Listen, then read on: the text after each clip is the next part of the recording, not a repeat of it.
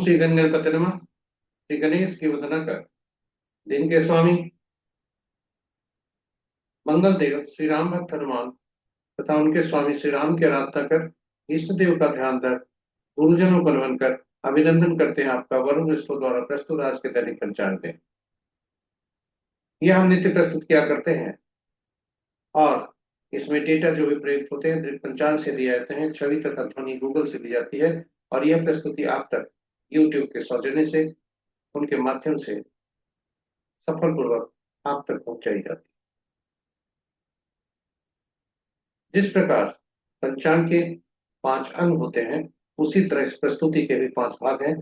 पहला भाग पंचांग मुहूर्त और ग्रहों के गोचर से संबंध रखता है और इसी पहले भाग से हम पंचांग और मुहूर्त को लेकर आपके सुझाव के अनुरूप इस प्रस्तुति का लघु रूप लघु पंचांग के रूप में हम अलग से प्रस्तुत नित्य करते रहे हैं।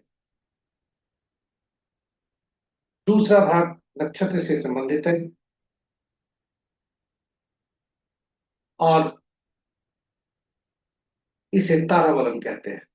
चंद्रमा जिस नक्षत्र में जन्म कुंडली में होते हैं स्थायी रूप से और आज जिस नक्षत्र में भ्रमण करते हैं उस दोनों को मिलाकर आज के तारे क्या कहते हैं, क्या संकेत देते हैं सूर्य और अशुभता के बारे में, उनके संक्षिप्त और विस्तृत जानकारी। साथ ही साथ चूंकि यह 9 तारा चक्र पद्धति पर आधारित है,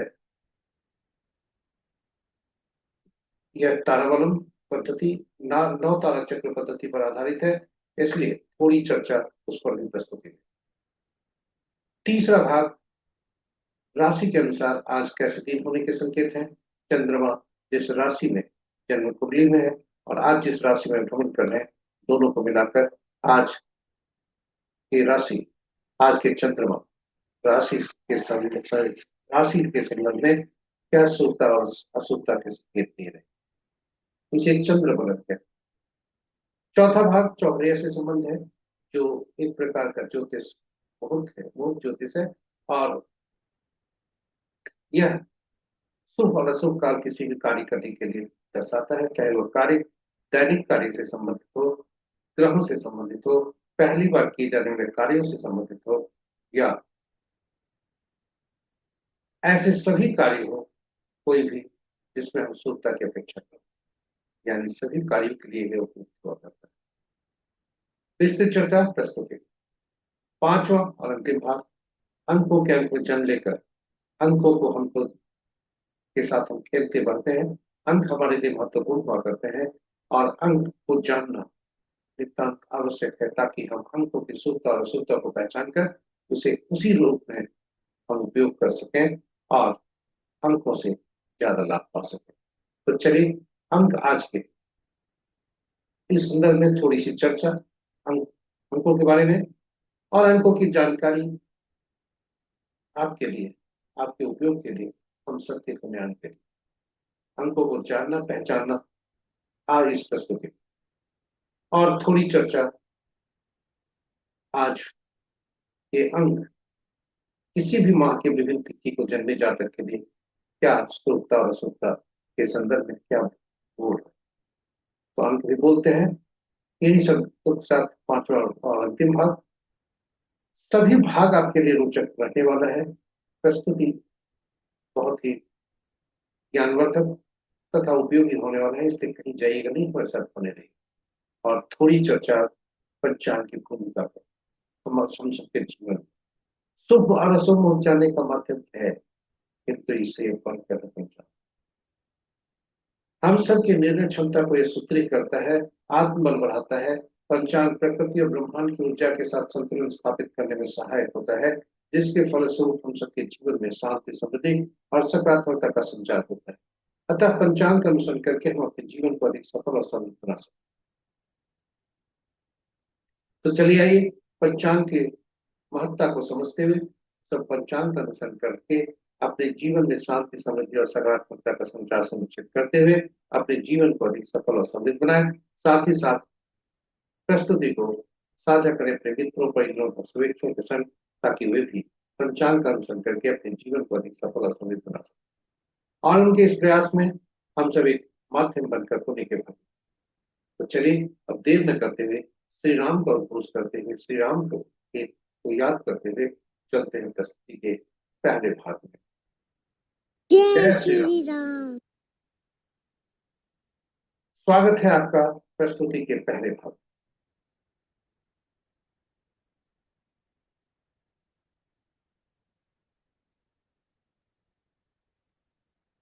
आज का दिन 2 दिसंबर 2025 माह मार्क्सिस तत्सुते शाका संवत 1947 विश्ववसु विक्रम संवत 2082 कलयुग और कलयुग का 5136। आज का सूर्योदय 6:19 पर, सूर्यास्त 4:58। Sunrise at 6:19 AM and sunset at 4:58 PM। आज का दिशा सूत्र उत्तर है। फिर भी इस दिशा में यात्रा करने को बाध्यता रही तो गुड़ का सेवन कर यात्रा में सोचा।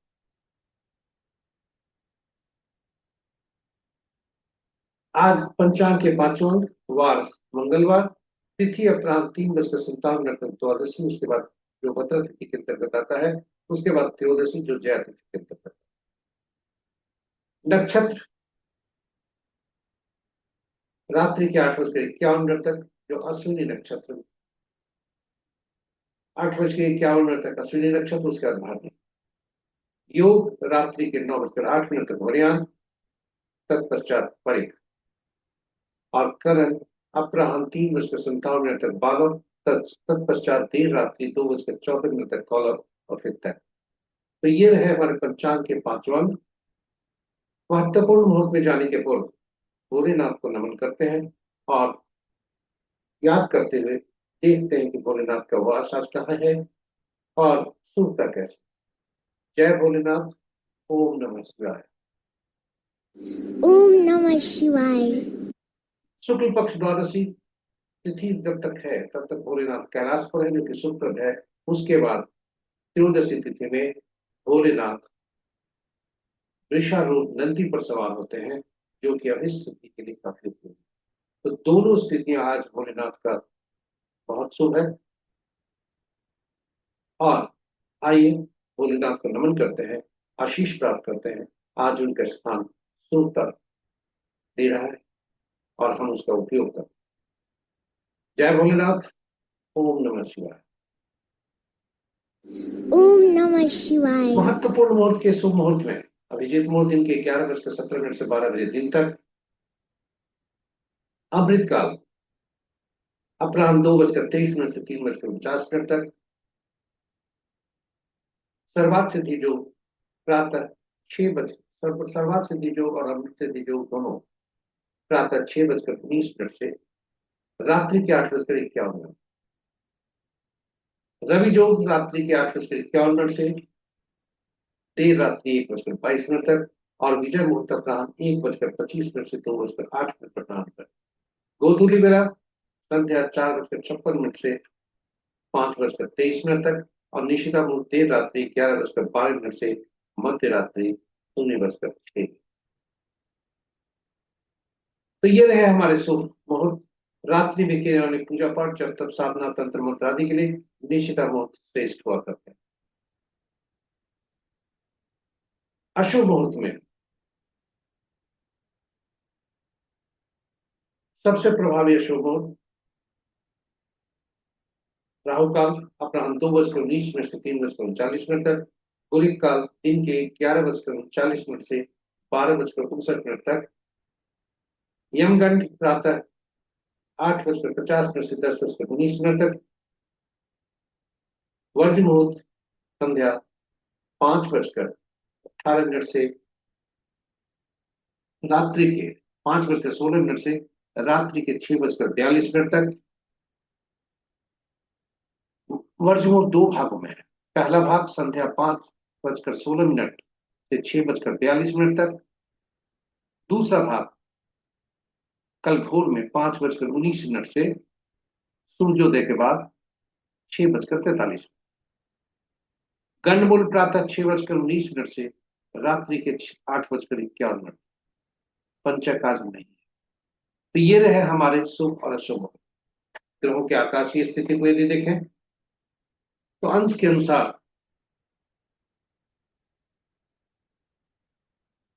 सूर्यदेव, शुक्रदेव, राहु और केतु ये मजबूत स्थिति में है।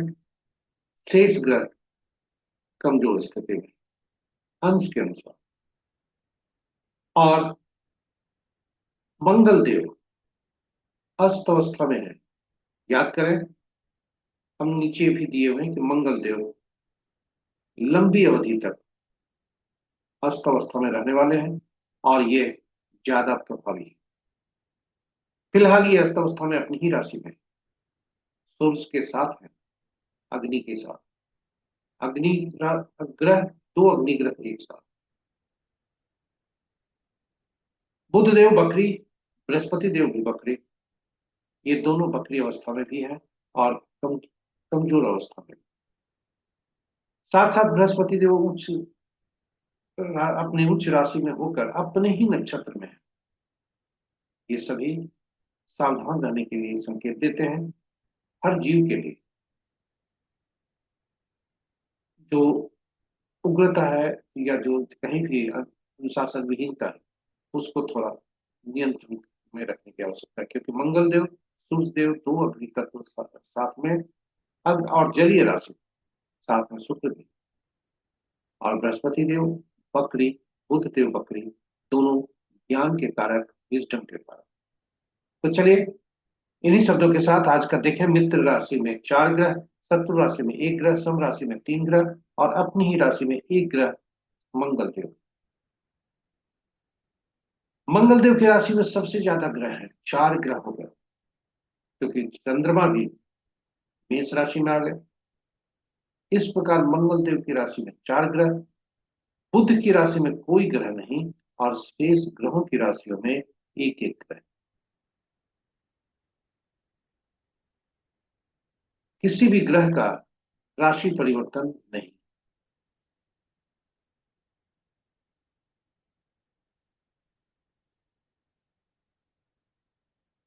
तो अब चलते हैं नक्षत्र के अनुसार। मित्र नक्षत्र में 1 ग्रह, शत्रु नक्षत्र में 3 ग्रह, सम नक्षत्र में 3 ग्रह और अपने ही नक्षत्र में 2 ग्रह।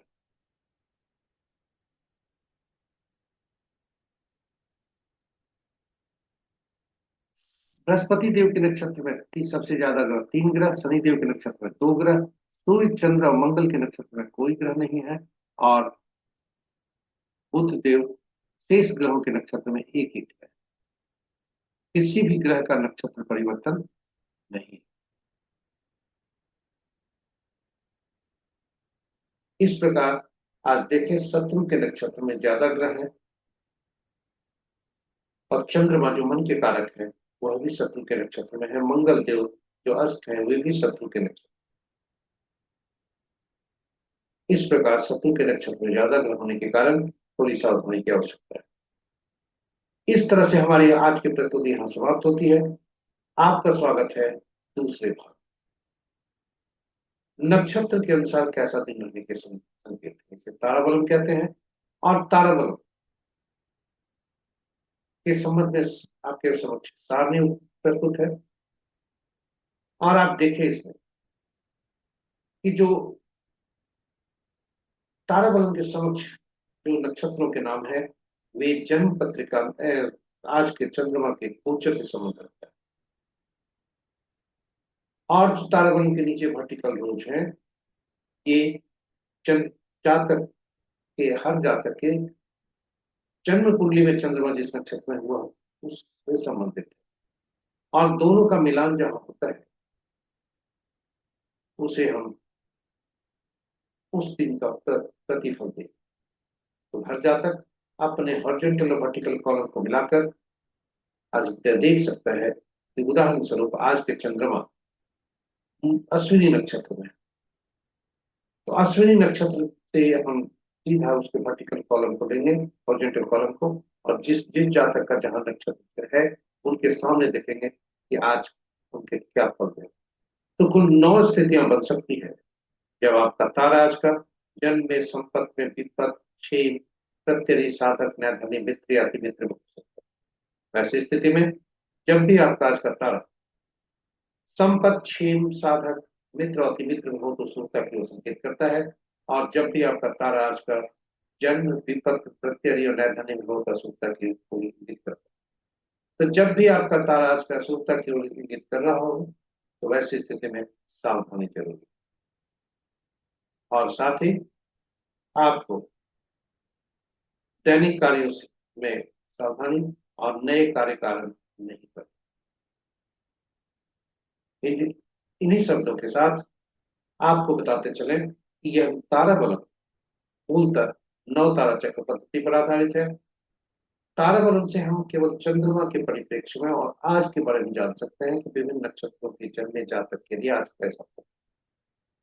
लेकिन यदि हम पूरे जातक के पूरे जीवन या जीवन काल के लिए कौन से ग्रह शुभकारी होंगे कौन से अशुभकारी यह देखना चाहते हैं तो तारा बलम जिस सिद्धांत पर आधारित है वह नौ तारा चक्र पर उससे हम जान। और नौ तारा चक्र पद्धति के अनुसार ग्रह सभी ग्रह के बारे में शुभता अशुभता जब हम जान जाते हैं तो उससे दशा महादशा का फल जन्म कुंडली में बैठे ग्रहों का फल और उससे संबंधित नक्षत्रों में जन्मे जातक हमारे लिए कितने शुभकारी हो सकते हैं या चुनौती भरे हो सकते हैं अशुभकारी हो सकते हैं। तो नौ तारा चक्र पद्धति मूलतः इस सिद्धांत पर आधारित है कि ग्रहों के मन नक्षत्र होते हैं ग्रह अपना फल नहीं देते। तो इसलिए आइए हम यह जानने का प्रयास करते हैं कि आखिर जो 27 नक्षत्र हैं किंतु 9 ग्रह हैं तो कौन से नक्षत्र किस ग्रह के फल देंगे क्योंकि दुविधा यहीं पर। तो कुल 27 नक्षत्र होते हैं इनको 3 श्रेणियों में रखा गया 9 नक्षत्रों के समूह में और 3 श्रेणियों में रखकर ग्रहों को महादशा के क्रम में रखा। और जब ग्रहों को महादशा के क्रम में रखा गया केतु पहला ग्रह शुक्र दूसरा सूर्य तीसरा चंद्रमा चौथा मंगल पांचवा छठा राहु सातवां बृहस्पति आठवां शनि नौवां बुध। और पहले नक्षत्र ग्रह जो बने केतु देव उनको हर श्रेणी में से पहला नक्षत्र का स्वामित्व मिला यानी पहला 10वां और 20वां नक्षत्र का स्वामित्व केतु देव को दूसरा 11वां 20वां का स्वामित्व शुक्रदेव को तीसरा 12वां 21वां सूर्यदेव को और चौथा 13वां 22वां चंद्रदेव को। इसी क्रम में आगे बढ़ते बढ़ते मंगल राहु बृहस्पति शनि और बुध को नक्षत्रों का स्वामित्व मिला और बुध देव को 9वां 18वां 27वां नक्षत्र का स्वामित्व। और यह सूची इस प्रकार हो आपके लिए काफी उपयोगी है सही कर इसे रख सकते। फलित कैसे करते हैं यह ज्यादा महत्वपूर्ण है अब क्योंकि चंद्रमा जिस नक्षत्र में जन्म कुंडली में है आप उसे देख जब उसे देखेंगे तो उसे संबंधित ग्रह कौन से उदाहरण स्वरूप मंगल के नक्षत्र में जन्मे आज मंगलवार है चलिए मंगल के नक्षत्र में जन्मे जातक के बारे में बात करते हैं। मंगल मृगशिरा चित्रा या शनिष्ठा नक्षत्र में जन्मे जातक के लिए मंगल उनके नक्षत्र स्वामी बनेंगे और जब मंगल नक्षत्र स्वामी बनेंगे तो ये जन्म नक्षत्र जन्म ग्रह कहलाएंगे यानी जातक का जन्म मंगल की दशा महादशा में हुआ होता है और पिछले जन्म में भी इनकी मृत्यु उसी दशा महादशा में होनी हुआ होता है। तो ये पहला ग्रह बनते हैं जो कि मिश्रित फल देते हैं ज्यादातर पीड़ादायक। यहां से आप गिनती करना आरंभ करते हैं घड़ी की सुई की दिशा में हम आगे बढ़ते हैं तो दूसरा ग्रह राहु तीसरा बृहस्पति चौथा शनि पांचवा बुध छठा केतु सातवां शुक्र आठवां सूर्य और नौवां चंद्र। दूसरा चौथा छठा आठवां और नौवां ग्रह जो बनते हैं वे शुभ फलदायी होते हैं वही पहला तीसरा पांचवा सातवां शुभ फलदायी होते हैं। इस प्रकार मंगल देव के नक्षत्र में जन्मे जातक के लिए राहु शनि केतु सूर्य और चंद्र शुभ फलदायी। तो इस ग्रह की महादशा कैसी रहेगी शुभ रहेगी या जातक योजनाबद्ध तरीके से शुभ कार्य का निष्पादन कर सकता है क्योंकि पहले से जान गए ये ग्रह हमारे शुभ कार्य उसी तरह जन्म कुंडली में बैठे ग्रह शुभकारी है। और इन नक्षत्रों में जन्मे जातक, इस जातक के लिए जिस नक्षत्र से हम देख रहे हैं, मंगल के नक्षत्र में जन्मे जातक के लिए इन नक्षत्रों में कौन कौन, राहु, शनि, केतु, सूर्य और चंद्र के नक्षत्र में जन्मे जातक, इनके लिए शुभकारी है। तो आगे से हम जान जाते हैं और इसका फल हम निकाल सकते हैं। तो ये हमारे लिए योजनाबद्ध तरीके से हम जा सकते हैं। जब भी हमारी पीड़ादायक स्थिति बनती है तो चुनौती सामना करने के लिए मानसिक रूप से तैयार होते हैं, जो कि अंततोगत्वा हमारे स्वास्थ्य के लिए लाभदायक है। तो इस प्रस्तुति को हम विस्तार से अलग से पोस्ट भी किए हैं, आप उसे देख सकते हैं, जिसमें भगवान राम, माँ सीता तथा पवन पुत्र हनुमान की भी कुंडली रखी। अद्भुत पद्धति 9 तारा चक्र। तो चलिए वापस तारा बलम पर चलते हैं कि आज के चंद्रमा क्या संकेत कर रहे हैं शुभता के बारे में। नक्षत्र के अनुसार चंद्रमा आज जो शुभता के संकेत दे रहे हैं, आज चंद्रमा अश्विनी नक्षत्र में रात्रि के 8:51 तक, उसके बाद भरणी नक्षत्र में जाएंगे। और आप ये देख सकते हैं कि चंद्रमा आज यदि भरणी पूर्व फाल्गुनी या पूर्वाषाढ़ नक्षत्र में वो देखें तो पहला भाग अति मित्र है और दूसरा भाग जन्म में है, यानी पहला भाग शुभ, दूसरा भाग थोड़ी पीड़ादायक है। दूसरे नक्षत्र को देखते हैं पुनर्वसु और विशाखा या पूर्व भाद्रपद में नक्षत्र में जन्मे जातक के लिए पहला भाग शुभ और दूसरा भाग अशुभ। और इस प्रकार आज जो शुभ अशुभता जिनके लिए है, ये ग्रह है रोहिणी, हस्ता नक्षत्र के नक्षत्र में जन्मे जातक के लिए और मृगशिरा, चित्रा और शर्विष्ठा नक्षत्र में जन्मे जातक, यानी चंद्रमा के नक्षत्र में जन्मे जातक और मंगल के नक्षत्र में जन्मे जातक सावधान,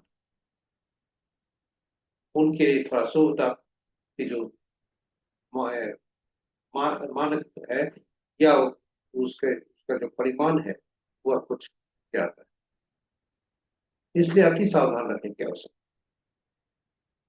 तो ये रहा, जब भी जिसका भी आज का जन्म, जिनका भी तारा आज का जन्म विपत, प्रत्यय और नैथनी में हो, उन्हें सावधान रहें, शुभ कार्य का आरंभ न करें, दैनिक कार्यों का निष्पादन सावधानी से करें। साथ ही साथ जो पिछले तारा में कुछ भी कोई कार्य आरंभ कर चुके हैं उन्हें जारी रखें और सावधानी से। इन्हीं शब्दों के साथ इंतजार करें अच्छे तारा का, यदि अशुभ स्थिति है और शुभ स्थिति है फिर त्वरित गति से कार्य को संपादित करें और शुभता। उपाय के तौर पर कोई भी जोखिम न लें, केवल जानकारी के लिए उपाय आप जान सकते हैं जो किताबों में है कि जन्म में पीला कद्दू पत्ते वाली सब्जी का दान, विपत में गुड़ का दान, प्रत्यय नमक का दान, नैतने में त्याग मुहूर्त है, मजबूरी हुई तो तिल सहित स्वर्ण का दान। किंतु इसमें जोखिम, इसका उपयोग कर जोखिम न लें, यही हमारी सलाह। तीसरे भाग में आपका स्वागत। चंद्रमा जिस राशि में है, राशि के अनुसार आज कैसा फल है, इसे चंद्र बलम कहते हैं। चंद्रमा जिस राशि में होते हैं और जो भ्रमण करते हैं और जिस राशि में कुंडली में है, दोनों को मिलाकर इसे देखा जाता है। आज चंद्रमा गोचर नहीं कर रहे हैं, मेष राशि में रहेंगे, तो मेष राशि के जातक मिथुन, कर्क, तुला, वृश्चिक तथा कुंभ राशि के जातक के लिए अशुभता के शेष राशि वाले जातक सावधान, इस देव का ध्यान। चौथे भाग में आपका स्वागत है, जो कि चौहर या ज्योतिष से संबंधित है। यह एक प्रकार का मूर्त ज्योतिष है, शुभ और अशुभ का दर्शाता। किसी भी कार्य के लिए इसका उपयोग किया जाता है जिसमें हम शुभता चाहते हैं, चाहे वह दैनिक कार्य हो, ग्रहों से संबंधित कार्य हो, पहली बार किए जाने वाले कार्य हो, पूजा पाठ हो या ऐसे ग्रहों से संबंधित कार्य, सभी कार्य जिसमें हम शुभता की अपेक्षा करते हैं वह इस इस मुहूर्त से देखकर हम इसमें शुभता सुनिश्चित कर सकते। यह इसकी प्रस्तुति हमने, इसकी उपयोगिता को देखते हुए हमने हिंदी और अंग्रेजी में अलग से भी प्रस्तुति रखी है यूट्यूब पर, आप उसे देख सकते। संक्षेप में यहाँ बता दें कि कुल 8 चौघड़िया होते हैं दिन के और 8 चौघड़िया रात के। और ये चूंकि 7 साप्ताहिक दिन ही होते हैं, 7 ही होते हैं, इसलिए 7 दिन से संबद्ध रखने के लिए कुल 7 चौघड़िया का ही नामकरण हुआ। 8वां चौघड़िया का नामकरण नहीं हुआ, लेकिन वह जो आदि को जो चौघड़िया होता है वही अंत का चौघड़िया। तो आदि का चौघड़िया अंत का चौघड़िया दोनों एक हुए।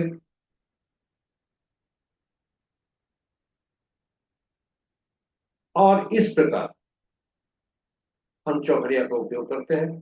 तो चौघड़िया का संबंध साप्ताहिक दिनों से होता है, 7 दिन के अनुसार। जो जिस दिन का जो साप्ताहिक दिन होता है, सूर्योदय के समय, सूर्योदय के बाद वो इसी चौघड़िया से दिन आरंभ होता है और उसी चौघड़िया से दिन समाप्त होता है। तो चौघड़िया का संबंध साप्ताहिक दिनों से, और हम जानते हैं हर साप्ताहिक दिन का जो जो स्वामी है अलग अलग। तो सातों चौघड़िया का संबंध सातों ग्रह से हो गया, और ये सातों ग्रह विभिन्न विशेष कार्यों, विशेष प्रयोजन के लिए उपयुक्त हुआ करते हैं। इसलिए सातों चौघड़िया का संबंध, सातों सब चौघड़िया विशेष कार्य, विशेष प्रयोजन के लिए उपयुक्त हुआ ग्रहों के अनुसार। तो ऐसी स्थिति में हम केवल चौघड़िया का उपयोग करते समय ये विशेष ध्यान को रखें कि चौघड़िया अशुभता से व्याप्त तो नहीं है। उदाहरण स्वरूप दिन का चौघड़िया राहु काल, वार वेला और काल वेला से ग्रसित हो सकता है, और रात्रि का चौघड़िया काल रात्रि। अनुभव के आधार पर हमने पाया है कि दिन चूंकि सूर्य देव का है, इसलिए शनि का चौघड़िया, क्योंकि शनि और सूर्य में कटुता रहती है, इसलिए शनि का चौघड़िया काल बेला से प्रतिदिन ग्रसित करता है। उसी प्रकार रात्रि चंद्र का होता है और बुध की चंद्रमा से कटुता है, इसलिए लाभ चौघड़िया, रात्रि का लाभ चौघड़िया जो होता है वह काल रात्रि से ग्रसित होता है प्रति रात। शेष चौघड़िया का को देखकर हम देख सकते हैं कि कब चौघड़िया का अशुभता से अधिव्याप्त हो, और जब भी अशुभता से अधिव्याप्त हो तो उस चौघड़िया का उपयोग नहीं किया जाए। तो चलिए आज का चौघड़िया क्या कहता है। आज का दिन मंगल से शुरू हो रहा है, इसलिए रूप चौघड़िया से आरंभ है, और तो इसका दूसरा चौघड़िया जो है, आज का जो सूर्य का चौघड़िया है वह वार वेला से ग्रसित है। काल चौघड़िया जो दिन के 12:59 से 2:19 तक है वह काल वेला से ग्रसित है, और शुभ चौघड़िया जो 2:19 अपराह्न से 3:39 तक है वह राहु काल से ग्रसित है। रात्रि का चौघड़िया लाभ चौघड़िया जो रात्रि के 6:39 से 8:19 तक है वह काल रात्रि। तो ये रहे आपके चौघड़िया, सभी चौघड़िया की सारणी। अब आपको हम लेकर आए हैं पांचवें और अंतिम भाग, अंकों की अहम भूमिका हमारे जीवन। इसलिए अंकों की चूंकि अहम भूमिका हुआ करती है, इसलिए अंकों को जानना पहचानना अत्यावश्यक, ताकि कौन से अंक हमारे लिए शुभकारी हो सकते हैं, कौन से अंक अशुभकारी हो सकते हैं, यह जानना जरूरी। तो चलिए आइए अंकों को पहचाने, अंकों को जाने और अंकों का सही उपयोग करें, ताकि अंक जो बोलते हैं, अंक जो करते हैं, ये सभी आपके लिए शुभकारी। अंक इंगित करते हैं शुद्धता अशुद्धता की, और इसे हम रिपोर्ट करने का प्रयास करें। तो चलिए, अंक ज्योतिष में एकल अंक ही प्रयोग होते हैं 1 से 9 तक। 10वां अंक कोई भी प्रयोग नहीं होता। शून्य को गणना में नहीं ली जाती, क्योंकि शून्य अनिश्चितता को दर्शाता है। 1 से 9 को समझना है, 1 से 9 को पहचानना है और जानना। कितना आसान। अब ये 1 से 9 तक अंक जो हुए, इसमें अगर आप देखें तो 5वां अंक जो होता है वो मध्य का अंक होता है, इसलिए ये मध्यस्थता भी करता है। जब भी दो अंकों में वैमनस्यता होती है, कटुता होती है, झगड़ा होता है, तो वो 5 अंक ही आता है दोनों को बैलेंस कर। तो अपने से पहले के अंकों, अपने से बाद के अंकों वह संतुलित।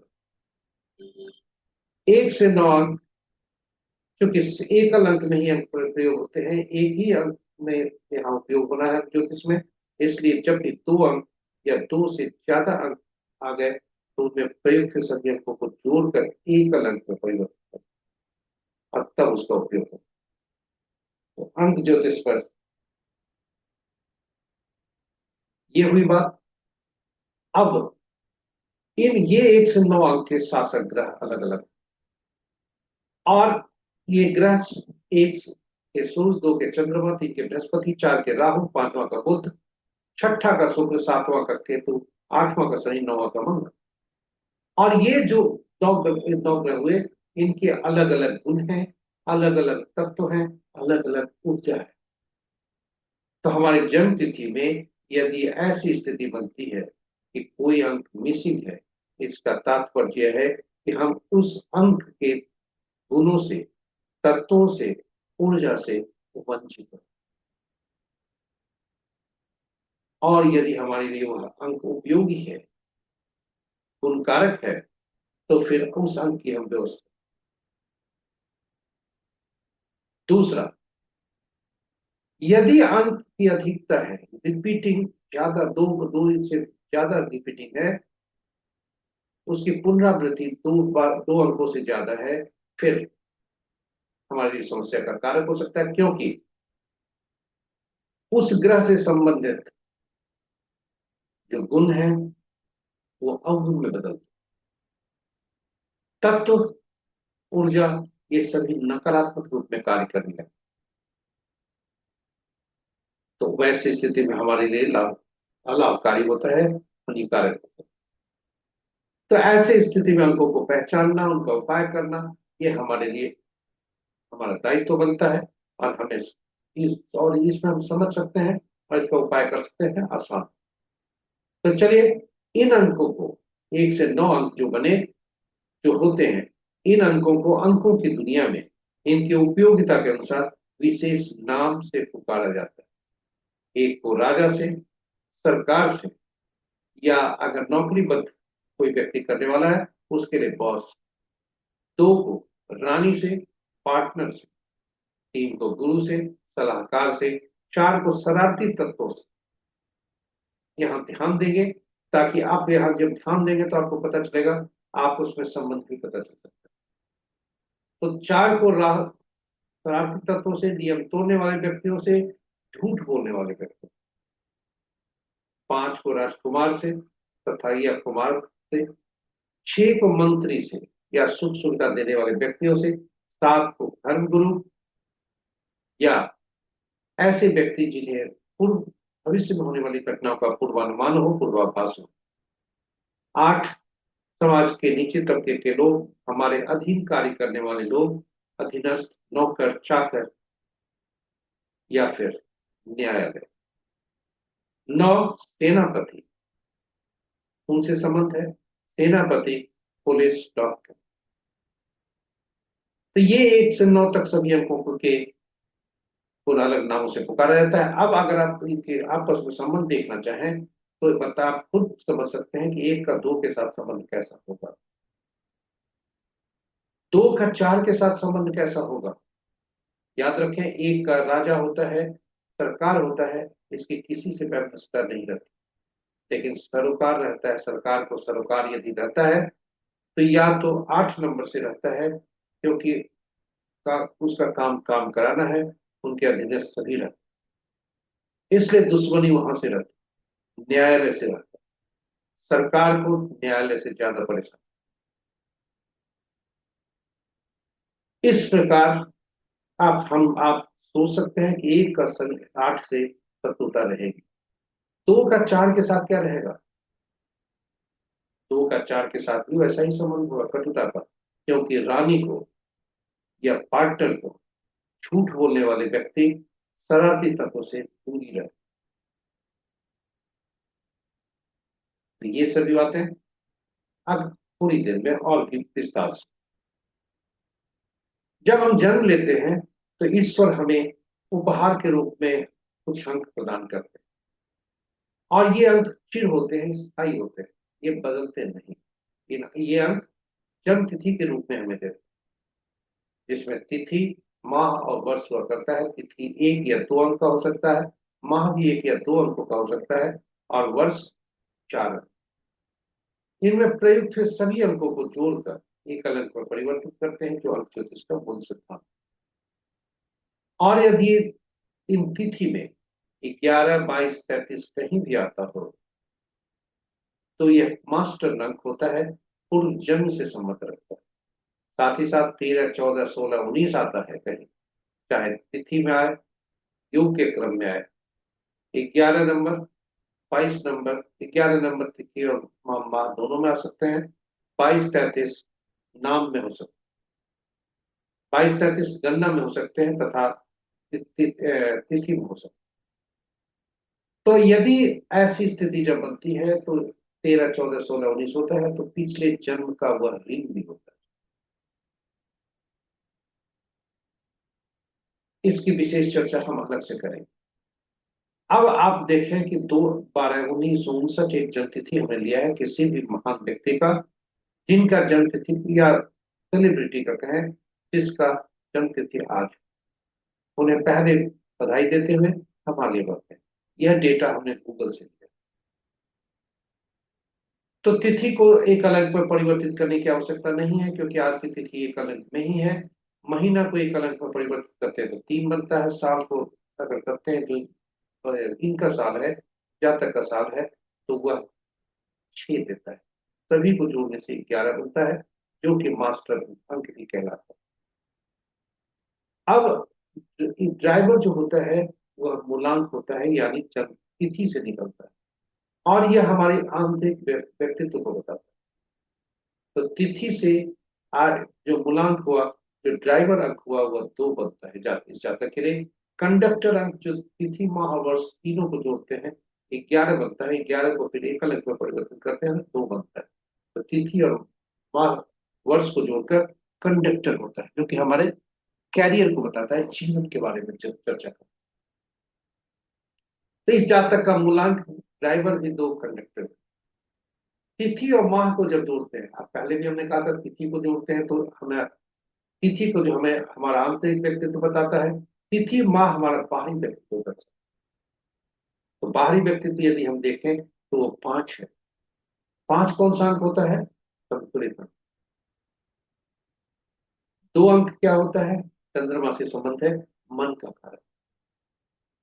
तो ये अब दूसरा से अब आइए अंक ज्योतिष का कुछ फॉर्मूला, जो कि पूरा अंक ज्योतिष इसी ड्राइवर कंडक्टर पर घूमता है। ड्राइवर कंडक्टर महत्वपूर्ण हुआ करता है, यह बहुत ही महत्वपूर्ण है, और इसे आपस में शत्रु नहीं होना चाहिए। क्योंकि ड्राइवर बस में, अगर ड्राइवर कंडक्टर भी शत्रु है तो बस का चलना मुश्किल है। और जीवन में भी ड्राइवर और कंडक्टर का अंक अगर शत्रुता रखता है तो फिर जीवन में स्ट्रगल ज्यादा होता है। और जब इस तरह की स्थिति बनती है तो हमें ऐसे अंक की व्यवस्था करनी पड़ती है जो दोनों को बैलेंस, इस तरह से अंक को हम संतुलित कर। दूसरी स्थिति बनती है कि ड्राइवर और कंडक्टर आपस में मित्र हैं, ड्राइवर और कंडक्टर आपस में मित्र हैं, किंतु बाद में जो पैसेंजर आते हैं या बाद में हम जो अंक जोड़ लेते हैं वह शत्रु बन जाता है, और फिर वहां से हमारी बाधाएं शुरू। इसलिए अंकों को पहचानना चाहिए, अंकों के बारे में जानना चाहिए, और शत्रु अंक से परहेज करें। तो चलिए, आपके शत्रु अंक कौन है आप खुद पहचानें, आप अपने गणना करें। हम उदाहरण के तौर पर इस प्रस्तुति को लेकर गए हैं। अब आगे बढ़ते, ये अंक यदि हमारे पास हैं, जैसे इस जातक के अंक के बारे में पूरी जान लें। मूलांक इनका 2, भाग्य अंक 2, एंजल नंबर जो वर्ष से निकलता है, यह वातावरण दर्शाता है, यह 5 है। और बाहरी व्यक्तित्व जिससे तिथि और माह को जोड़कर निकालते हैं वह 5। तो ये आप भी निकाल सकते हैं। तिथि एंजल नंबर निकालने के लिए जो वर्ष है उसको जोड़ें, वर्ष के अंकों को एकल अंक में परिवर्तित कर लें। पुरुष के लिए उस एकल अंक को 11 में से घटा दें और फिर एकल अंक परिवर्तित करें, और महिला के लिए 4 उसमें जोड़ दें। यदि एक से ज्यादा अंक बनते हैं तो एकल अंक पर परिवर्तित करें। ये कहलाता है एंजल नंबर। तो ये सभी महत्वपूर्ण है और स्थायी होते हैं, क्योंकि जन्म तिथि से निकलते हैं। अब यदि दोनों स्थितियां बनती है, पहली स्थिति में आइए कि मूलांक और भाग्यांक शत्रु है तो अंक कहाँ से लाएंगे, स्रोत कौन सा होगा, और वो स्रोत होगा मोबाइल अंक, या ये सारे अंक जितने होते हैं जिसे हम बदल सकते हैं वह अंक होते हैं, और एक्टिव तब होते हैं जब हम उसको प्रयोग में करते हैं। हमारे पास दो मोबाइल है तो एक बार में दो मोबाइल का उपयोग नहीं कर सकते, इसलिए एक्टिव होता है वह मोबाइल जिससे हम बात कर रहे हैं। अब आगे चलते हैं।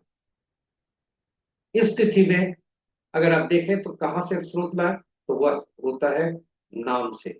नामांक जो होता है वह चिर होता है, वह हमारे धरती के ईश्वर से मिलता है, यानी माता पिता से जन्म के बाद। तो ये अंक जो है महत्वपूर्ण होते हैं, और यही चूंकि ये पूरे जीवन भर काम करते हैं, इसलिए नाम का पहला अक्षर और नामांक यह महत्वपूर्ण। आप कहेंगे कि नाम में तो अक्षर होते हैं, अंक कहां से आए? जी, आप देखिए हर अंक के अंकीय, हर अक्षर के अंकीय मूल्य जो आपके समक्ष है। अब इस ये जो जन्म तिथि है ये हमने लिया है बोमन ईरानी से, आज उनकी जन्म तिथि। अब इनके नाम का जो अक्षर है उन्हें हार्दिक बधाई देते हुए हम आगे बढ़ते हैं। उनके नाम का जो पहला अक्षर है, नाम का पहला अक्षर भी दो पर जाता है, और पूरा नाम भी दो पर जाता है। तो नाम के जितने भी नाम के अक्षर हुए उनके अंकीय मूल्य में परिवर्तित कर दिया, सभी अंकों को जोड़ दिया। तो नाम का पहला अक्षर भी महत्वपूर्ण, और नाम भी महत्वपूर्ण। अब आप देखें मूलांक दो, भाग्यांक दो, नाम का पहला अक्षर दो, और नाम का जो है नामांक भी दो, दो की अधिकता कितनी हो गई? ये नुकसानदायक हो, मानसिक रूप से परेशानी कर सकता है, इसलिए डिप्रेशन में दे सकता है, क्योंकि दो की अधिकता है, मन चंचल होता है। अब आप जानना चाहेंगे शत्रु अंक कौन, तो आप देखिए आपके पास शत्रु अंक की सूची: एक के आठ, दो के चार, छह आठ नौ, तीन के छह, चार के आठ नौ चार दो, पांच के कोई नहीं, छह के तीन नौ, सात के सात नौ तीन, आठ के एक दो नौ चार आठ, और नौ के छह चार दो आठ। इन अंकों को यदि देखेंगे तो चार सात आठ नौ ऐसे अंक हैं जो अपने ही दुश्मन है, यानी एक म्यान में दो तलवार नहीं, ये अपने ही दुश्मन है। तो जब अगर चार गुणांक और चार भाग्यांक बना तो एक होते हुए भी ये शत्रुता का करेंगे, इसलिए उन्हें भी संतुलित करना जरूरी।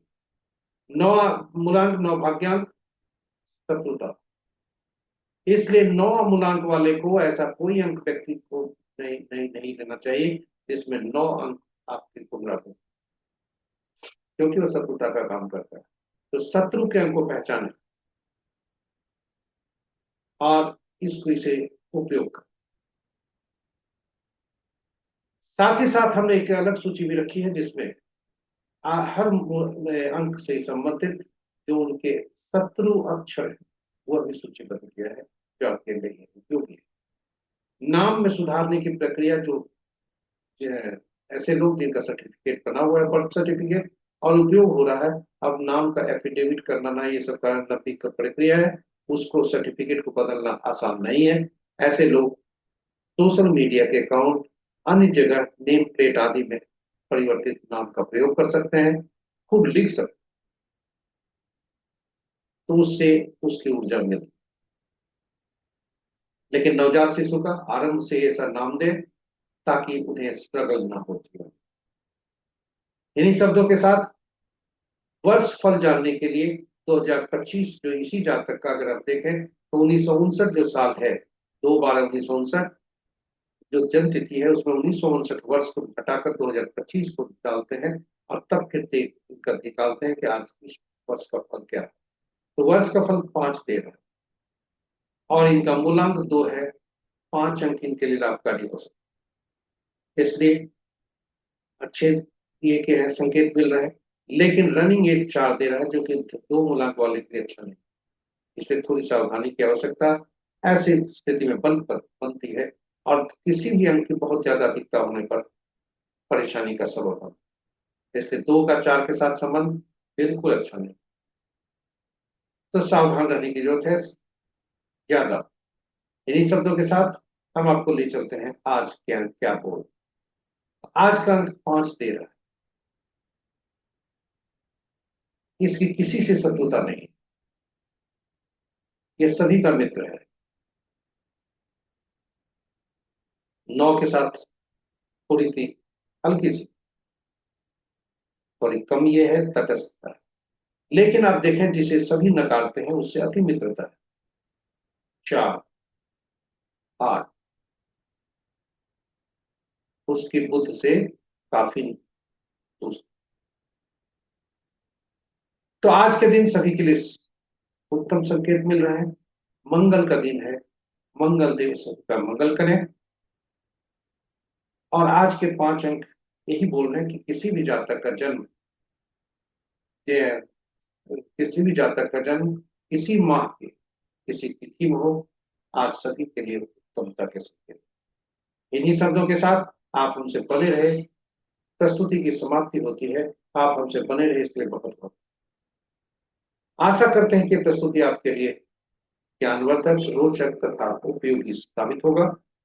और यदि आप पहली बार हमारी प्रस्तुति को देख रहे हैं, चैनल को सब्सक्राइब करें, साथ ही साथ नोटिफिकेशन बटन को दबाना ना भूलें, ताकि हमारे हर प्रस्तुति की सूचना आपको मिल सके, आप उससे लाभान्वित हो सके। इन शब्दों के साथ आपका सुझाव के लिए का इंतजार हमें रहेगा, ताकि हम प्रस्तुति को और बेहतर और उपयोगी बना सकें, ताकि सभी आप सभी का कल्याण हो सके।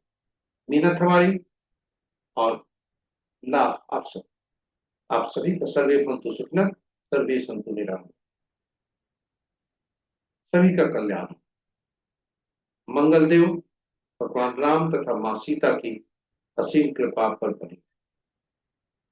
भगवान राम, मां सीता तथा पवन पुत्र हनुमान की आशीषों, मंगल देव आपको मंगल करें। इन्हीं शब्दों के साथ आपसे विदा लें। जय श्री राम, जय हनुमान।